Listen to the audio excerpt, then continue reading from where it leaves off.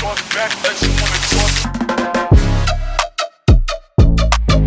guys, welcome to the channel Zone 14 Football. So இது Premier League Game Week 5 review. So game start ஆனதே தெரியல, அதுக்குள்ள 5th game week வந்து நிக்கிறோம்.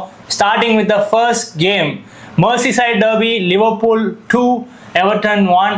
Liverpool strong start இன்னும் maintain பண்ணிட்டே தான் இருக்காங்க. It's a Ryan Gravenberch show. கண்டிப்பா ஒரு கோல் அண்ட் அன் அசிஸ்ட், யூசிஎல்ல கூட ஒரு assist. So underrated CDM last year கூட premier league team of the இயர்ல இருந்தார். அப்போ கூட பார்த்தீங்கன்னா கிராவன்பர்ச் இருக்காரு அப்படின்னு. பட் போட்ட பெர்ஃபார்மன்ஸ் அப்படி செய்யற வேலை அப்படின்ற மாதிரி அவங்களுக்கு லிவர்பூலுக்கு பார்த்தீங்கன்னா ஒரு மிட்ஃபீல்டர்ஸ் ஒரு மேட்ச் விளாடும். சப்போஸ் லைவ் முந்தின மேட்ச் விளாண்டாரு கிராவன்பர்ச், இந்த மேட்ச் விளாடுவார். மேக்காலிஸ்டர் நெக்ஸ்ட் மேட்ச் ஆடுவார். ஸோ நீங்க FPL மேக்காலிஸ்டர் இப்பே போட்டீங்கன்னா நெக்ஸ்ட் வீக் ஒரு கோல் நிச்சயம். கண்டிப்பா. ஸோ எவர்டனும் சாலிடா விளாண்டாங்க. ஏன்னா ஸ்டார்டிங்கே 2 கோல் அடிச்சுட்டு ஓகே இன்னைக்கு வந்து லிவர்பூல் காலி பண்ணிடுவாங்களா அப்படின்னு நினைச்சா அதுதான் இல்லை. எவர்டன் வந்து திரும்பியும் ஃபைட் பேக் பண்ணி ஒரு கோல் அடிச்சாங்க. இட்ரிசா கானாகே நல்ல கோலு. ஸோ அவங்க எப்போதும் போல அந்த மிட்ஃபீல்ட் வந்து சாலிடா விளாண்டாங்க. கானாகே, அதுக்கப்புறம் டியூஸ்பெரி ஹால், கிரீலிஷ். ஸோ நிறைய சான்சஸ் கிரியேட் பண்ணிட்டே இருந்தாங்க. 2 சைடுக்கும் நிறைய சான்சஸ் கிடைச்சது. ஆக்சுவலி கேம் பெட்டுக்கு போல, ஏன்னா அவங்க வந்து அலைவா வச்சு ஒரு Merseyside டர்பிக்கான இது மாதிரி கொண்டு போய் லாஸ்ட்ல ஃபைட் பண்ணி தான் தோத்து போனாங்க. So it's a good game. So எப்போதும் லிவர்பூல் லாஸ்ட்ல வந்து வின்னர் அடிச்சு ஜெயிப்பாங்க. ஃபர்ஸ்ட்ல அடிச்சு மெயின்டைன் பண்ணி அதே மாதிரி 1 கோல் டிஃபரன்ஸ்ல ஜெயிச்சிட்டாங்க. ஆனா அவங்க ஜெயிக்கிறாங்க. அதாவது எப்படியோ they are crossing the line. So அவங்களுக்கு எப்படி இந்த 3 பாயிண்ட்ஸ் எடுக்கணும்னு தெரிஞ்சிச்சு. 5 மேட்ச் 5 wins, UCL ல ஒரு win, ஃபர்ஸ்ட் பிளேஸ்ல இருக்காங்க பிரீமியர் லீக்ல. So they are very very good. Top of the league. Next game, West Ham Crystal Palace away from homeல 2 கோல் அடிச்சு ஜெயிச்சிருக்காங்க. and West Ham still continues அவங்களோட பேட் ஃபார்ம். என்னதான் போவன் வந்து ரீசன்ட் கேம்ஸா கொஞ்சம் ஃபார்ம் பிடிச்சாலும் போவனை தவிர வேற யாருமே அங்க விளையாடுறது இல்ல. எப்போ பார்த்தாலும் கோல்னா வந்தா போவன் அடிக்கிறாரு, அசிஸ்ட்னு பார்த்தா டிஎஃப் போடுறாரு, அவ்வளவுதான். சோ மத்த பிளேயர்ஸும் உள்ள வரணும், உள்ள வந்து விளையாண்டாதான். அவங்க உள்ள வந்து விளையாடலன்னா பாட்டரை வெளியே அமைச்சிருவாங்க. இதுதான் நடக்கும். ஹோம்லயே நீங்க வந்து பாயிண்ட் எடுக்க முடியலன்னா அப்புறம் என்னதான் பண்றது. பட் கிறிஸ்டல் பேலஸ் திரும்பி அவங்களோட குட் ஃபார்ம் கண்டினியூ பண்ணிட்டே இருக்காங்க. அண்ட் ஒன்ஸ் அகெயின் அவங்க தான் இந்த லிவர்பூலுக்கு அடுத்து அவங்க தான் வந்து அன்பீட்டன் டீம் இந்த premier league. Teams unbeaten in the league, Liverpool and Crystal Palace. Crystal Palace 5 games Aadi 2 wins 3 draws. Defensively ஸ்ட்ராங்காக இருக்காங்க. அட்டாக்கிங் பிளேயர்ஸ் அத்தனை பிளேயர் போயிருந்தாலும் still they're managing to score goals. Oliver Glasner cook பண்ணுறாரு. So அவங்க வந்து கண்டிப்பாக team to watch out. என்னதான் அதான் ட்ராஸாக இருந்தாலுமே அவங்க தோக்க மாட்டாங்க. அதுவே அந்த மாதிரி டீமுக்குலாம் வந்து அன்பீட்டனாக இருக்கிறதே பெரிய விஷயம். ஸோ அவங்க கண்டிப்பா நெக்ஸ்ட் ஃபியூ கேம்ஸ் எப்படி ஆரம்பிப்பாங்க. யூரோப்பா கிடைக்காம போச்சு. பட் கான்ஃபரன்ஸ் லீக் நல்ல சான்ஸ் இருக்கு. இதே மாதிரி விளையாண்டாங்கன்னா லாஸ்ட் ஸ்டேஜஸ் வரையும் போறதுக்கு கண்டிப்பா ஜெயிக்கலாம். அதாவது இதே மெயின்டைன் பண்ணாங்கன்னா கண்டிப்பா ஜெயிக்கலாம். டிஃபென்ஸ்லி ஸ்ட்ராங்கா இருக்காங்க. ஏன்னா இப்போ கான்ஃபரன்ஸும் யூரோப்பாவும் நீ பார்த்துருப்ப. சாம்பியன்ஸ் லீக்ல இருந்தா யூரோப்பா போக மாட்டாங்க. ஸோ அந்த இருக்க டீம் அங்கே தான் இருப்பாங்க. அந்த ஃபார்மேட் சேஞ்ச் ஆனதுனால அந்த அளவுக்கு டிஃபிகல்ட்டா இருக்காது. So premier league team could make a move. கண்டிப்பா என்ன பண்றாங்கன்னு. Coming to the next game, Nottingham Forest 1, Burnley 1. So இந்த கேம் பார்த்தீங்கன்னா 2 பேத்துக்கு ஒரு ட்ரா. ஆன்ஜ் போஸ்டகோக்லோட 3rd கேம். ஃபர்ஸ்ட் கேம் வந்து 3-0 ஆர்சனல் தோத்தாங்க. மிட் வீக்கில் வந்து EFL கப்பில் ஸ்வான்சியோட தோப்பாங்க. ஸோ அதுக்கப்புறம் பர்ன்லி ஹோமுக்கு வந்து ஒரு draw. So Nuno Espirito Santo தூக்குனதுக்கு ஃபாரஸ்ட் வந்து அனுபவிச்சுட்டு இருக்காங்க. That's a very very bad decision. என்னதான் ஆன்ஜ் ஒரு நல்ல மேனேஜராக இருந்தாலும் நூனோ வந்து இந்த கிளப்புக்கு எந்த அளவுக்கு ஒரு ஹோப் கொடுத்து என்ன பொசிஷன் கூட்டு வந்தாரு, அவர் வந்து டிஸ்ரெஸ்பெக்ட் பண்ணதுக்கு தே டிசர்வ். கண்டிப்பா. அண்ட் இவரை மென்ஷன் பண்ணோம், ஸ்காட் பார்க்கர் வந்து பாயிண்ட் எடுத்துட்டே இருக்காரு. அவர் டிஃபிகல்ட் பிக்சர்ஸ்ல டிரா பண்ணியிருக்காரு. ஈச் அண்ட் எவ்ரி பாயிண்ட் இனிஷியல்ஸே ரொம்ப ரொம்ப இம்பார்ட்டன்ட். ஆமா. பிளஸ் 2 டீமுக்குமே நிறைய சான்சஸ் கிடைச்சது. பட் அன்பார்ச்சுனேட்லி அவங்களால அந்த ஒரு வின்னர் பிடிக்க முடியல. But again, a good point for both teams. Nottingham struggle பண்ணிருக்காங்க recent weeks, so good away point. And Burnley promoted team, Nottingham மாதிரி last season solid விளையாண்ட டீமோட ஒரு பாயிண்ட் எடுக்கிறது. Again, good performance from Burnley. And இந்த மாதிரி நிறைய points வந்து கடைசியில் கண்டிப்பா யூஸ் ஆகும் அவங்களுக்கு. So coming to the next game, Spurs 2, Brighton 2 in Amex Stadium. So Brighton ஒரு bright start பண்ணிருப்பாங்க கேமுக்கு. 20-30 மினிட்ஸ்க்குள்ளேயே 2 கோல்ஸ் அடிச்சிருப்பாங்க. ஹூகோ மின்டே ஒரு சம கோல். அண்ட் அயாரி அவுட் ஆஃப் த பாக்ஸ்லேருந்து ஒரு பேங்கர் அடிச்சிருப்பாரு. அதுக்கப்புறம் அதே மெயின்டைன் பண்ணி ஒரு ஹியூமிலேஷன் நடக்குமான்னு பார்த்தா அதுதான் இல்லை. பிரைட்டன் லைட்டாக ஃபம்பிள் ஆயிட்டாங்க. ஸ்பர்ஸ் கேம்குள்ளே வர ஆரம்பிச்சாங்க. அட் த சேம் டைம் அவங்களுக்கு நிறைய கவுண்டரில் சான்சஸ் கிடச்சிது செகண்ட் ஹாஃபில், அவங்க யூட்டிலைஸ் பண்ணல. ஸோ எண்ட் ஆஃப் த டே அந்த ப்ரெஷர் தாங்க முடியாமல் 2-2 draw, still a good result. கண்டிப்பா. ஏன்னா நம்ம பிரைட்டன் வந்து எப்போதுமே அந்த ஸ்பார்க் இருக்கும் அவங்களுக்கு. பட் அன்ஃபார்ச்சுனேட்லி அந்த ஃபினிஷிங் டச்சஸ், அந்த ஸ்ட்ரைக்கர் வோஸ் அவங்களுக்கு ரீசெண்ட் டைமா இருக்கு. ரட்டர் வந்திருக்காரு, பட் ஃபார்ம்ல இல்ல. ஆமா, ஃபார்ம்ல இல்ல. பிளஸ் இன்னும் 2 யங் ஸ்ட்ரைக்கர்ஸ் வாங்கியிருக்காங்க. அவங்களும் வந்து இன்னும் செட்டில் ஆகிறதுக்கு டைம் ஆகும். அதே மாதிரி நமக்கு இப்போ ஸ்பர்ஸும் பார்த்தோம்னா நல்ல கம்பேக். ஆக்சுவலா 2-0 இருந்து 2 கோல் வந்து அடிச்சு நல்ல அந்த ப்ரெஷர் கொடுத்து, செகண்ட் கோல் கூட ஓன் கோல் தான், பட் ஸ்டில் அந்த ப்ரெஷர் போட்டனாலதான் அதை கிரியேட் பண்ண முடியுது. அந்த ஃபிளாங்க்ல உண்மையிலே செமையா ஆடினாரு. ஸோ ஸ்பர்ஸ் வந்து கொஞ்சம் நல்லா தான். இது வந்து ஒரு என்ன சொல்றது, ஒரு கேம் வந்து உங்களுக்கு லைட்டா ஃபம்பிள் ஆகி ஆப்போனன்ட் வந்து ஹைடா போனாலும் ஸ்டில் நீங்க வந்து இந்த கேமுக்குள்ள இருந்து அந்த கேம்ல இருந்து ஒரு டிரா எடுக்கிறீங்கன்னா உண்மையிலேயே அது வந்து தாமஸ் ஃப்ராங்கை பாராட்டணும். And at the same time நியூட்ரல்ஸ்க்குலாம் வந்து டெஃபினட்டா பிரைட்டன் மேட்ச் உட்காந்து பாருங்கன்னா இன்ட்ரெஸ்டிங் ஃபுட்பால் ஆடுவாங்க. பெரிய பெரிய டீம்ஸோடய பிரேவா ஆடுவாங்க. At the same time Man சிட்டியோட ஒரு வின்னு, ஸ்பர்ஸோட டிரா. ஸோ அவங்க வந்து ஒரு ஹர்ஸ்லர் வந்து ஒரு நல்ல பிராண்ட் ஆஃப் ஃபுட்பால் ஆடுறாரு. கண்டிப்பா. So another team to watch out. Yeah. Next game, probably one of the games of the weekend. United 2 Chelsea 1. ஒரு கேம் பார்த்தா 5 கேம் பார்த்த மாதிரி இருந்தது. அவ்வளோ நடந்துச்சு இந்த கேம்ல. இந்த கேம்ல என்னங்க இல்ல, அந்த மாதிரி எல்லாமே இருந்துச்சு. ஒரே இடம் ஓல்ட் டிராஃபர்ட். அந்த மாதிரி வந்து இங்க வந்து ஒரு கமர்ஷியல் பேக்கேஜா இருந்துச்சு. 5ஆவது நிமிஷமே வந்து நம்ம ராபர்ட் சாnchez அழகா ஒரு இது ஸ்லைடா போட்டு ரெட் கார்டு வாங்கிட்டு வெளியே போயிருவாரு. அவ்வளவுதான். அதுக்கேற்ற மாதிரி யுனைடெடும் நல்லா கேபிட்டலைஸ் பண்ணி 2 குவிக் ஃபயர் கோல்ஸ் அடிப்பாங்க, ப்ரூனோ அண்ட் கசமீரோ. ஸோ அதே மாதிரி நிறைய அப்படி எல்லோ கார்டு ஆச்சு. ஓகே, எப்படா இவ்வளோ ஈஸியா நம்மள ஆட விட முடியும், யுனைடெட் எப்படி டாமினேட் பண்ண விடுறாங்க செல்சி அப்படின்னு பார்க்கும்போது தான் கசமீரோ 2வது எல்லோ வாங்கிட்டு அங்கிள் கசமீரோ வந்து நான் வீட்டுக்கு போறேன்ற மாதிரி அந்த ஒரு மீம் பார்த்தேன். அந்த இது போட்டு எல்லாமே பண்ணிருப்பாங்கன்ற மாதிரி கேம்ல கோல் அடிச்சிருக்கேன், இது பண்ணிருக்கேன், அவரும் வெளியே போயிட்டேன், இந்த மாதிரி எல்லாமே பண்ணி ஒரே ஆஃப்ல கிளம்பி வீட்டுக்கு போயிட்டாரு. பட் இதை நான் மென்ஷன் பண்ணி ஆகணும். என்சோ மரஸ்காவோட அப்ரோச் ஆஃப்டர் ரெட் கார்டு வந்து ரொம்ப ரொம்ப புவரான அப்ரோச். பிகாஸ் அவங்க வந்து எவ்வளோ பாசிட்டிவா விளையாடுவாங்கன்னு தெரியும். ஒரு ரெட் கார்டு வாங்கிட்டீங்கன்னா அப்படியே நீங்க ஃபம்பிள் ஆகணும்னு அவசியமே இல்லை, எவ்வளோ டிஃபென்சிவா போகணும்னு அவசியம் இல்லை. பல்மரோட சப்ஸ்டிஷன் ஓகே, அவன் வந்து இன்ஜுரி. பட் இது அவன் வந்து 10 மேன் வச்சு இன்ஜூர்ட் பல்மர் வந்து ஒர்க் ரேட் போடுவாரான்னு யோசிச்சிருந்தா ஃபர்ஸ்ட் பல்மரை தூக்கிருக்கணும். கண்டிப்பா. ஓகே இல்ல, ஓகே நீ எஸ்டேவாவை தூக்கிட்டு அதோட நிறுத்திட்டு அழகா கீப்பரை மாத்தினியா, முடிஞ்சது. அதுக்கப்புறம் பெட்ரோனேட்டாவும் தூக்குறீங்க. ஏன்னா 2 விங்கரையும் தூக்கிட்டா ரெட் கார்டு வாங்கிட்டு யாரா உங்களுக்கு வந்து அப்புறம் கவுண்டர்ஸ்லாம் போவாங்க, டிரான்சிஷன் போவாங்க. அங்கேயே வந்து அவங்க பாசிவா இது பண்ணி யுனைடெடா 1 ஸ்டெப் அஹெட் தள்ளிடாங்க, நீங்க ஆடுங்கடான்னு. ஆமா, ஏன்னா நம்ம வந்து ஒரு 10 மேன் டீமா இருந்துச்சுன்னா பேசி விங்கர்ஸ் வச்சு கவுண்டர்ல தான் நம்மளால சான்சஸ் கிரியேட் பண்ண முடியும். நம்ம 2 பேசி விங்கரையும் தூக்கிட்டாங்க, அப்புறம் அவங்களோட மெயின் கிரியேட்டிவ் மேனும் போயிட்டான் வெளியே. ஸோ அதுக்கப்புறம் ஜாவோ பெட்ரா மட்டும் தனியா வந்து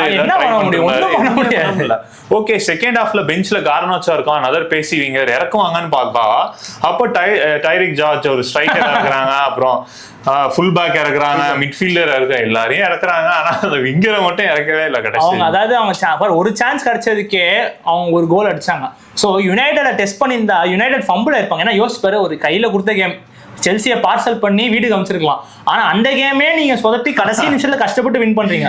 ஸோ இவன் என்சோ மரஸ்கா பாசிட்டிவா போயிருந்துச்சுன்னா எனக்கு தெரிஞ்சு இப்போ இந்த வீக் சண்டர்லேண்ட் பண்ண மாதிரி அவங்க பண்ணியிருப்பாங்கன்றான். ஸோ அவர்னால இது காஸ்ட். இப்போ சாnchez மிஸ்டேக் கண்டிப்பா, ஆனா என்சோ மரஸ்கா பாசிட்டிவா போயிருக்கணும். அவங்க இருக்க அந்த பேசி விங்கர்ஸை விட்டுருக்கூடாது. விட்டுருந்தாலும் உள்ள வரும்போது செகண்ட் ஹாஃப்ல அட்லீஸ்ட் வந்து பயனோ கிட்டன்ஸ் கார்னாச்சோ இறங்கி இருக்கணும். கண்டிப்பா கண்டிப்பா. But at the end of the day யுனைடெடுக்கு 3 points. ஸோ நைஸ், ஒரு very tough run of fixtures வந்து இப்போ முடியுது. அதுல வந்து ஓகே செல்சியோட ஒரு வின்னு, அப்புறம் மற்ற கேம்லாம் எப்படியோ போச்சு. ஆனா இப்போதைக்கு ஒரு டீசன்ட் பொசிஷன்ல இருக்கும். எஸ், பார்ப்போம். Okay, coming to the next game, stadium of light, Sunderland 1 Aston Villa 1. ஒரு வழியா ஆஸ்டன் வில்லா அவங்க ஃபர்ஸ்ட் கோல் அடிச்சிட்டாங்க. ஸோ கை தட்டுங்க. ஓகே, ஆனா இது பத்தாதுங்க. ஏன்னா ஒரு ரெட் கார்டு வாங்கின டீம் 38 மினிட்ஸ்ல ரெட் கார்டு வாங்கிட்டாங்க. போன சீசன் யூசிஎல் ஆடின டீம் தான் ஆஸ்டன் வில்லா. ஸோ அந்த மாதிரி இருக்கும்போது கேபிட்டலைஸ் அழகா பண்ணி இது ஒரு பூஸ்டா எடுத்து கண்டிப்பா மினிமம் 2-0 3-0 ஜெயிச்சிருக்கணும் அட்லீஸ்ட். ஆனா அது நடக்கல. ஒரு கோல் அடிச்சு லீடுக்கு போனதுக்கு அப்புறமும் Sunderland were very very brave. திருப்பி அவங்க ப்ரெஷர் போட்டு அதே ஜாக்கா அண்ட் இசைடார் காம்போவில் ஒரு மேஜிக் பண்ணி இசைடார் கோல் அடிச்சு 1-1 டிராப் பண்ணி ஒரு பாயிண்ட் எடுத்துட்டு போறாங்க. இந்த 60+ மினிட்ஸ் வந்து ஒரு மேன் டவுனா ஒரு லாஸ்ட் இயர் யூசிஎல் டீமோட விளையாடுறாங்க, எப்படி அவ்வளோ ஸ்ட்ராங்கா விளையாடுறாங்க. இப்போ அதே தான் செல்சிக்கும் ஆச்சு, ஃபுல் கேம் விளையாண்டாங்க. ஓகே 60க்கும் 90க்கும் பெரிய வித்தியாசம் இருக்கு கண்டிப்பா. ஆனா வே ஆஃப் அப்ரோச் சண்டர்லாண்ட் எங்க இருக்காங்க, செல்சி எங்க இருக்காங்க, அதுதான் மேஜர் டிஃபரன்ஸ். சண்டர்லாண்டை பார்த்து நம்மளால கத்துக்கலாம் கண்டிப்பா. இது வந்து உண்மையிலே சொல்லணும், ரெட் கார்டு வாங்கிட்டு எந்த மாதிரி ஒரு ப்ரொமோட்டட் சைடு அப்ரோச் பண்றாங்கன்றது வந்து ஒரு example for all the leagues and லீக்ல இருக்க எல்லா டீமுக்கும் ஒரு எக்ஸாம்பிள். ஸோ ரெட் கார்டு வாங்கிட்டு அந்த கேம் முடிஞ்சதும் இல்லை, நீ டிஃபென்சிவ்லி ஷேப்ல இருக்கணும், பட் நீ 0-0 இருந்தா எனி டைம் அட்டாக்ல உங்க கவுண்டர் கிடைக்கும் போது கேமை நீ எப்படி வேணாலும் மாத்தலாம் கண்டிப்பா. ஸோ அந்த என்சோ மரஸ்கா டிசிஷன் செல்சி அஃபெக்ட் பண்ணுச்சுன்னா சொல்லுவேன். பிகாஸ் அவர் பாசிட்டிவா இருந்தா டெஃபினட்டா நான் சொல்றேன் செல்சி ஒரு டிராவால் பண்ணிருப்பாங்க. ஏன்னா செல்சி அந்த அளவுக்கு ஸ்ட்ராங் டீம். ஆனா அவங்க ஏன் அந்த பாசிவா போனாங்கன்னு தெரியல. என்சோ மரஸ்கா தான் கேட்கணும். அன்ஃபார்ச்சுனேட். ஆனா எங்களுக்கு ரொம்பவே ஃபார்ச்சுனேட். ஆமா 3 பாயிண்ட்ஸ் முக்கியம். ஆமா. Next game Wolves 1 Leeds 3. So another promoted team away from home போய் 3 பாயிண்ட் அள்ளி தூக்கிட்டு வந்துட்டாங்க. ஸோ அதுல வந்து ஹைலைட் ஆஃப் த டேன்னு பார்த்தா ஸ்டாட்சோட ஃப்ரீ கிக் தான். டாப் பின்ஸ் போட்டு சொருகிட்டாரு. அது மட்டும் இல்லாம அப்புறம் அடுத்த கோலுக்கு அசிஸ்ட் வேற போட்டு finish the game 3-1. ஃபர்ஸ்ட் ஹாஃப்ல 3-1 முடிஞ்சுச்சு. ஓகே Wolves வந்து ஹோம்ல ஆடுறாங்க, ரொம்ப ஸ்ட்ரகிள் பண்றாங்க. ஹாஃப் டைம்ல 3 சேஞ்சஸ் பண்ணாங்க, ஆனாலும் எதுவுமே நடக்கல. அதாவது Wolves வந்து 5 மேட்ச் ஆடி இன்னும் வின்லெஸ்ஸா இருக்காங்க.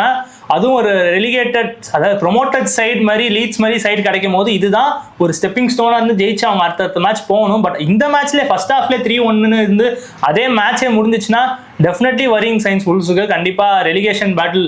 ஏன்னா ப்ரொமோட்டட் சைஸ் இந்த வாட்டி போன லாஸ்ட் 3-4 இயர்ஸ் மாதிரி இல்லை, பாயிண்ட் எடுத்துட்டே தான் இருக்காங்க. ஸோ வெஸ்ட் ஹாம் Wolvesலாம் வந்து பாயிண்ட் எடுக்கலன்னா டெஃபினட்டா ரெலிகேட் ஆகிறதுக்கு நிறைய வாய்ப்பு. ரொம்ப ஏன்னா இந்த கேம் வீக் மட்டும் எடுத்துக்கிட்டாலே பாத்தீங்கன்னா பர்ன்லி பாயிண்ட் எடுத்தாங்க, சண்டர்லாண்ட் பாயிண்ட் எடுத்தாங்க, லீட்ஸ் எல்லாமே பாயிண்ட் எடுத்தாங்க. அதுதான் இவங்க இந்த கேம் வீக் மட்டும் இல்ல, டோட்டலா அந்த 5 கேம் வீக்ல பாயிண்ட் எடுத்துட்டே தான் இருக்காங்க கன்சிஸ்டன்ட்டா. So very very worrying signs Wolvesக்கு. எப்படி போறாங்கன்னு பார்ப்போம் next games. Okay next Bournemouth Newcastle goalless draw. Goalless 1 point தான் 2 டீமுக்குமே. பட் ஐ திங்க் 2 டீமுக்குமே இது வந்து ஒரு சாலிடான பாயிண்ட்னு தான் சொல்லுவேன். நியூகாசல் வந்து என்னதான் லாஸ்ட் சீசன்ஸ் வந்து நல்லா ஆடி இருந்தாலும் இந்த சீசன் இசாக் போனதுக்கு அப்புறம் அந்த கோல்ஸ் அடிக்கிற ஸ்ட்ரகிள் பண்றாங்க. ஸ்ட்ரகிள் கண்டிப்பா இருக்கு டெஃபினட்டா. ஏன்னா நீ பார்த்தனா அவங்களுக்கு எல்லாமே அப்படிதான் இருக்காங்க.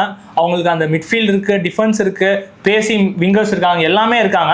பட் ஒரு டார்கெட் மேன் வோல்டமேட் இருந்தாலும் இசாக் மாதிரி ஒரு பிரசன்ஸ் இல்லை. பிகாஸ் இசாக் நல்லா மிஸ் பண்றாங்கன்னா, ஏன்னா அவங்க இப்போ லீக் பொசிஷன்ல இருக்கிறதுக்கும் அவங்க விளையாடுறதுக்கும் கம்ப்ளீட்டா டிஃபரன்ஸ். நீ யூசிஎல் கேம் எடுத்துக்கோ, அவங்க சூப்பரா விளையாண்டாங்க. ஆனா ஃபினிஷ் பண்றதுக்கு இசாக் மாதிரி ஒரு ஆள் இல்லை. ஏன்னா இசாக் வந்து ஒரு நியூகாசல் மாதிரி டீமுக்கான ஸ்ட்ரைக்கர். ஒரு டிரான்சிஷன், ஒரு கவுண்டர், அதுக்கு ஒரு 1 or 2 சான்ஸ் கிடைக்குது, கிளினிக்கலா இருக்கணும்னா கிளினிக்கலா இருப்பாரு. ஸோ கண்டிப்பா இசாக்கை மிஸ் பண்றாங்கன்னு தான் சொல்லுவோம் நியூகாசல். ஆமா.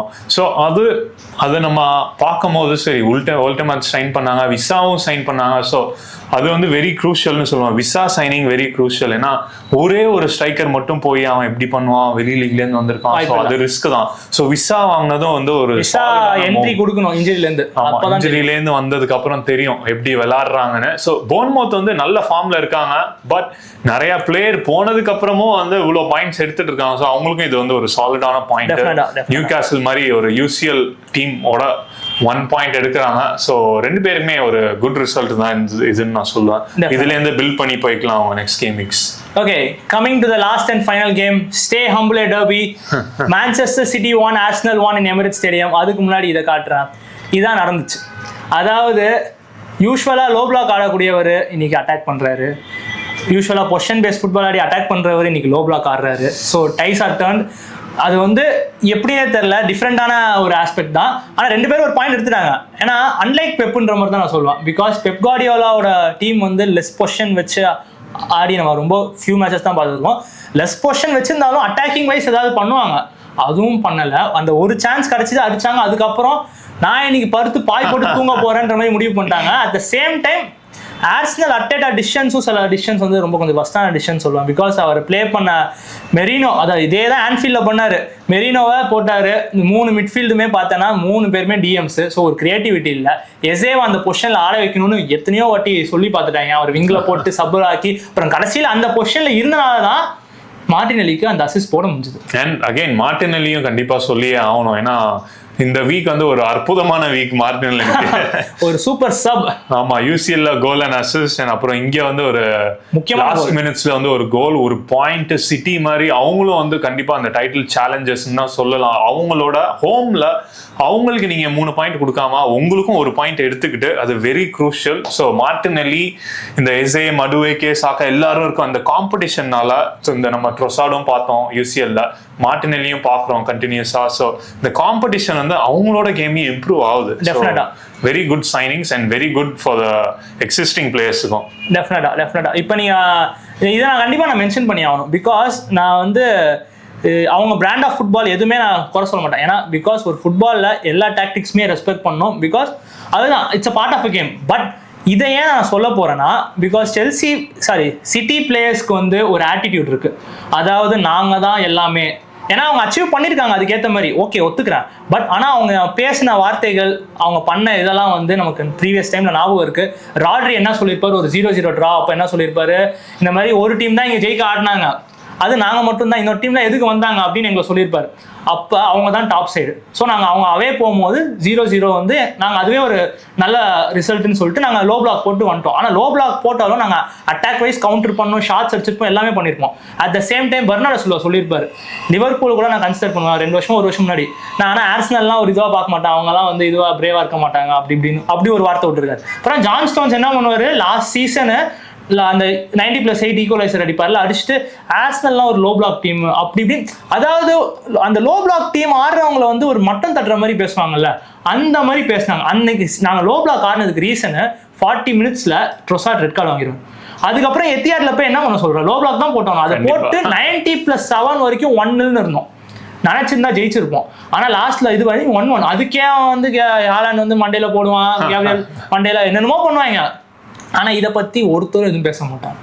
நேற்று அர்டேட்டா டீம், அதாவது ஆர்சனல் பெர்ஃபார்மன்ஸ் எந்த அளவுக்கு இருந்தது, சிஷியன் வந்து மாஸ்டர் ஆயிட்டாரு அந்த மாதிரி. பிகாஸ் நீ பெப்பு வந்து 30% 33% பொசிஷன் வச்சு பார்த்துட்டு ஒரு ஹராம் பால் ஆடுறாரு பெப்பு, அதுக்கு ஏதாவது எதுவுமே சொல்ல மாட்டாங்களே. கண்டிப்பா அது நம்ம யுனைடெட் ஆர்சனல் பண்ணாதான் ஏதாவது சொல்லுவாங்க. பட் ஸ்டில் ஆமா, இந்த மாதிரி டிஃபென்சிவா ஆடுற டீம்ஸ், அந்த நம்ம டிஃபென்சிவா ஆடினா ரொம்ப பேசுறாங்க. ஸோ சிட்டியும் பெப்பும் இந்த மாதிரி இவ்வளோ சாதிச்ச ஒரு மேனேஜர், இவ்வளோ நல்ல டீம் வச்சுட்டு டிஃபென்சிவா அவரே பிலாசபியை சேஞ்ச் பண்றாரு. நம்ம அமோரிமா பாக்குறோம், ஜெயிக்கவே மாட்டாரு, ஆனாலும் அவர் வந்து பிலாசபியை சேஞ்ச் பண்ண மாட்டேன்றாரு. ஸோ பெப் மாதிரி ஒரு ஆள் வந்து அதெல்லாம் விட்டு நான் டிஃபென்ஸ் பண்றேன், எனக்கு வந்து ஒரு பாயிண்ட் போதுன்றது வந்து ஒரு குட் சைன். ஏன்னா மற்ற மேனேஜர்ஸும் வந்து பெப்பை பார்த்து என்ன சொல்றது, இன்ஸ்பிரேஷனா பார்ப்பாங்க. குட் சைனா நான் சொல்ல மாட்டேன். ஏன் சொல்லு, ஏன்னா அவங்க வந்து 1-0 அஹெடா இருக்காங்க, நாங்க வந்து ரொம்ப ப்ரெஷர் பண்ணி இந்த கேம்ல வந்து ரிஸ்க் எடுக்கிறோம். அப்போ அவங்க அட்டாக்கிங் பிளேயர்ஸ் பிட்ச்ல இருந்தா தான் அந்த 2-0 ஆக்க முடியும். Attack is the best defence.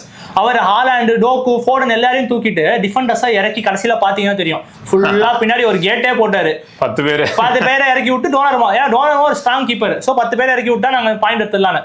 ஆனா இது அர்டேட்டா பண்ணியிருந்தா டெரரிசம் பண்றாரு, ஹராம்பால், அவங்க ஃபுட்பாலே எனக்கு பார்க்க பிடிக்கல அப்படி இப்படின்னு இருக்கு. ஏன் டபுள் ஸ்டாண்டர்ட்ஸ்? பெப்பு பண்ணா மட்டும் அது டாக்டிக், இது அது உடனே என்னமா கமெண்ட்ல சொல்லுவாங்க, ஏய் அவங்களுக்கு ஸ்குவாட் இல்லடா. என்ன ஸ்குவாட் இல்ல, இது ஏன்டா அவன் 6-7 வருஷம் முன்னாடி என்ன ஸ்குவாட் வச்சு ஆட்டு இருந்தாங்க, அவங்க ஜெயிக்கும் போதெல்லாம் அவருக்கு மட்டும்தான் நல்ல ஸ்குவாட் இருக்கும். ஓகே, இப்பயுமே நல்ல ஸ்குவாட் தான் வச்சிருக்காங்க. ஹாலாண்ட் இருக்கான், ஃபோர்டன் இருக்கான், டோக்கு இருக்கான், மிட்ஃபீல்ட் ரெய்ண்டர்ஸ் இருக்கான், டோனருமா இருக்கான். ஏன்டா உனக்கு என்ன வேணும் கேட்டா சிம்பதி பாக்குறாங்க எல்லாம். பெப்பு ஐயோ பெப்பு, ஐயோ பெப்பு பாவண்டா அப்படின்னு. ஒன்றுதான் ஜோசே மொரினியோ, அவர் வந்து இப்போ கான்ட்ரவர்சியா இருக்கும், ஆனா எஃப்சி போட்ட வச்சு ஜெயிச்சிருக்காரு. ஏன்னா சாம்பியன்ஸ் லீக் வச்சிருக்காரு, இன்டர் வச்சு அடிச்சிருக்காரு. அவர் டாக்டிக்ஸ் அவர் கடைசி வரையுமே ஃபாலோ பண்ணியிருக்காரு. ஆனா ஏன்னா பெப்பு இதுன்னு சொல்லுவாங்க, ஆனா பெப்பு வந்து அவருக்கு வந்து அந்த மணி, அந்த பிளேயர்ஸ், ஆனா அது கொடுத்தா எல்லாரும் அடிச்சிட முடியுமானா கிடையாது. அவருக்கு மேல ரெஸ்பெக்ட் இருக்கு. பட் ஆனா இந்த டபுள் ஸ்டாண்டர்ட்ஸ் எதுக்கு? கண்டிப்பா ஏதாவது இப்போ ஒரு அர்டேட்டா ஒன்று பண்ணா ஒன்று, பெப்பு பண்ணா மாசு. பெப்பு அது பண்ணலன்னா ஐயோ அவருக்கு இது இல்லப்பா, அவருக்கு இன்ஜரிப்பா. மித்த டீம்லாம் இப்போ என்ன பண்ணாங்க, நாங்களாம் இப்போ என்ன பண்ணிட்டு இருந்தோம், நம்மளாம் அதே டீம் வச்சு தானே ஆட்டிருந்தோம். ஆர்சி வச்சு என்ன பண்ணாரு, அது பெப்புலாம் அவ்வளோ பிளேயர் வச்சு அப்பப்போ ஜாலியா இந்த மேட்ச் வந்து ஒருத்தன் லெஃப்ட் விங் ஆடுவான், அடுத்த மேட்ச் இன்னொருத்தன் ஆடுவான். அப்புறம் பார்த்தா கிரீலிஷ் மாதிரி பிளேயர்ஸ்லாம் ஆடவே மாட்டாங்க, அவ்வளோதான் டீமை விட்டு போயிடுவாங்க.